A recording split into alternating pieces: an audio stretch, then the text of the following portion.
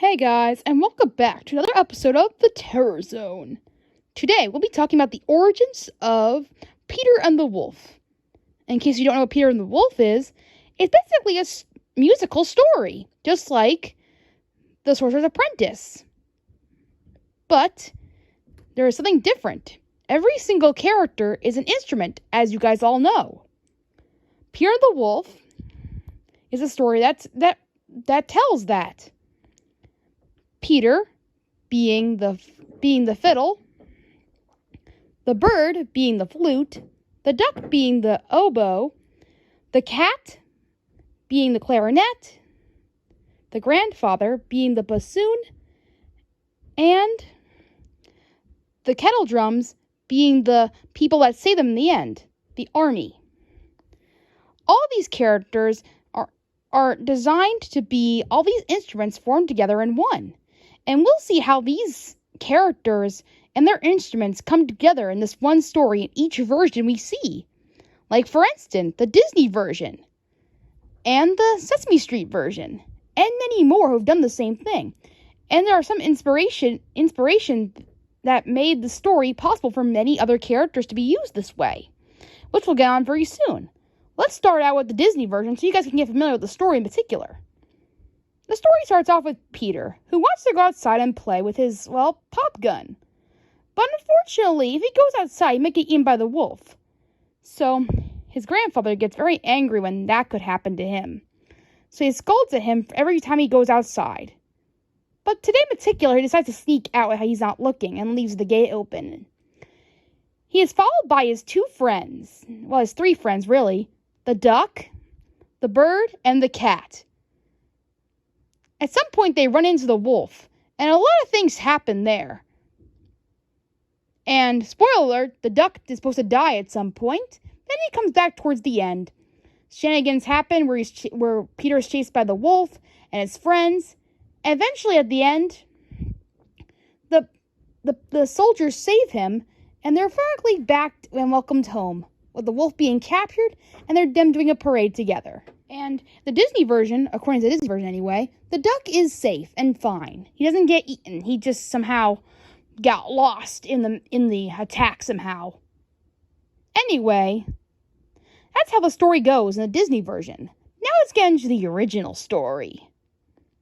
Of course, as you know, it all starts out with the music. And everything. The story pretty much goes the same way as you think. Like I said, about the grandfather being sculling for Peter going outside and being open, but he sneaks away and then leaves the gate open. All that stuff happens. The only thing that changes up is the animals of his friends. They don't join him until later.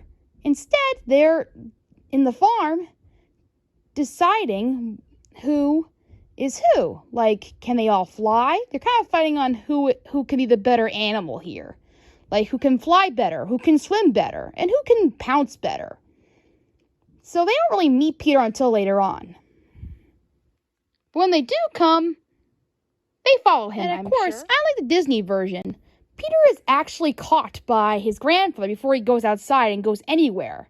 So he's actually locked up in his room, and he scolds at him for going out anymore, because of the wolf. But Peter quickly finds a way to get out through the window of his room, of course. And quickly joins his friends, the cat, the bird, and the duck, as they see the wolf closely approaching their area. The whole thing after that goes as much as planned as the story goes. A lot of shenanigans happens, the duck gets eaten, and all shenanigans happen. And of course, the army, or the soldiers, save Peter and his friends. And a parade is welcomed. And they capture the wolf and take him to a zoo.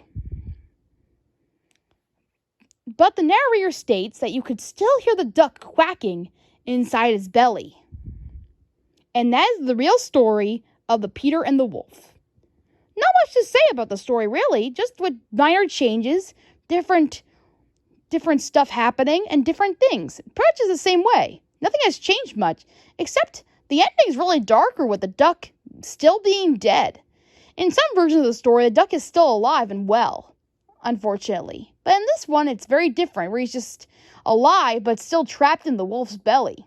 How scary. Anyway, that is the story of Peter and the Wolf. Thanks for watching, and I'll see you next time. And we'll tell you more about the next few stories. Also, this story has originated to many different versions. Like, for instance, there has been a Sesame Street version that I watched when I was young, with Elmo playing as Peter, Telly playing as the duck, and Big Bird playing as, well, the bird, and many others. And here's a good fact for you. All of the characters from Winnie the Pooh have their respective instruments as well, just like Peter and the Wolf. They have their own instruments to play with. I can't really name all of them at once because there's so many of them. But you guys can probably look it up and see for yourself. It is on a documentary about the behind-the-scenes look of Winnie the Pooh, which I highly recommend you guys go check out. It tells you all about the facts of Winnie the Pooh and about this particular fact I learned today. So I'll see you next time on The Terror Zone.